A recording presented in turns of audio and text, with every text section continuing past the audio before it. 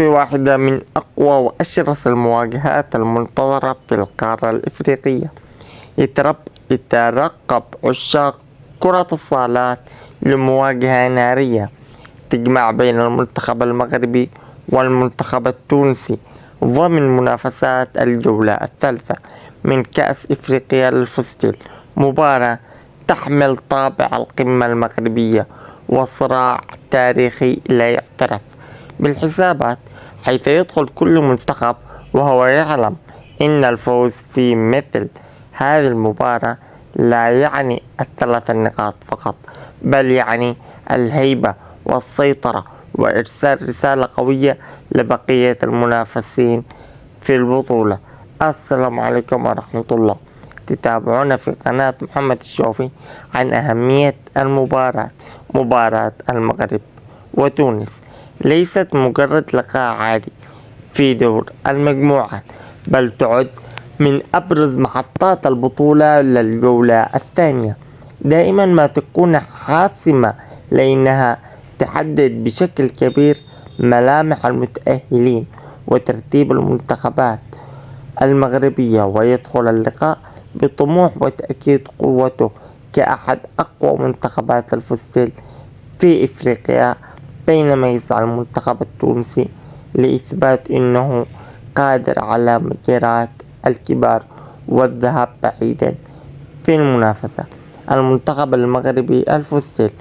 المنتخب المغربي يعد من أفضل المنتخبات الإفريقية في كرة الصالات خلال السنوات الأخيرة بفضل الاستقرار الفني واللاعبين أصحاب الخبرة واللعب الجماعي السريع.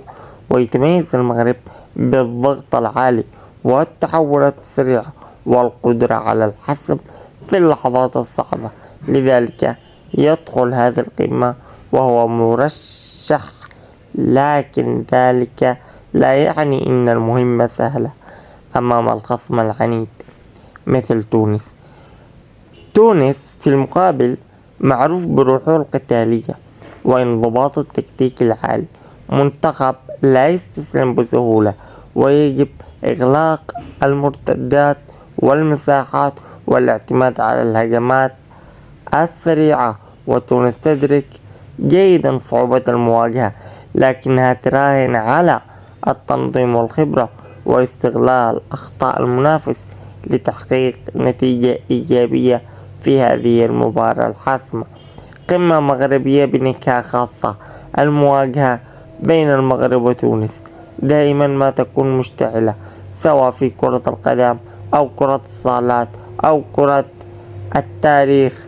التاريخ، لأن التاريخ يشهد على مباريات قوية ومتكافئة ومليئة بالإثارة والندية، والجماهير تنتظر مباراة مفتوحة على كل الاحتمالات، حيث لا يمكن للتراخي وكل كرة ستكون محسومة بدقة.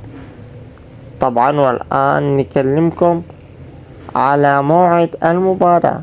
مباراة المغرب ضد تونس. المباراة ستقام ب8 فبراير 2026. الساعة الثانية ظهرا بتوقيت المغرب وتونس والجزائر، والساعة 3 بتوقيت مصر والسودان، والساعة 4 بتوقيت السعودية واليمن والأردن وسوريا والعراق. وطبعا والساعة 5 بتوقيت الإمارات.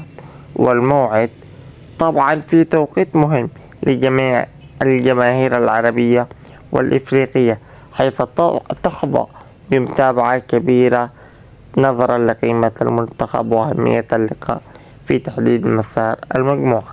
والقنوات الناقلة قنوات الرياضية وقنوات الكأس مع تغطية خاصة واستوديوهات تحليلية قبل وبعد اللقاء، نظرا لقيمة هذه القمة المنتظرة، كما يتوقع توفير بث مباشر عبر المنصات الرسمية.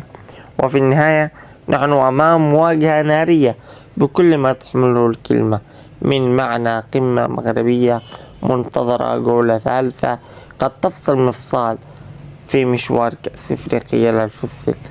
الأنظار ستكون مواجهة نحو هذه المباراة، والجماهير على موعد من إثارة وحماس وصراع حتى الثواني الأخيرة.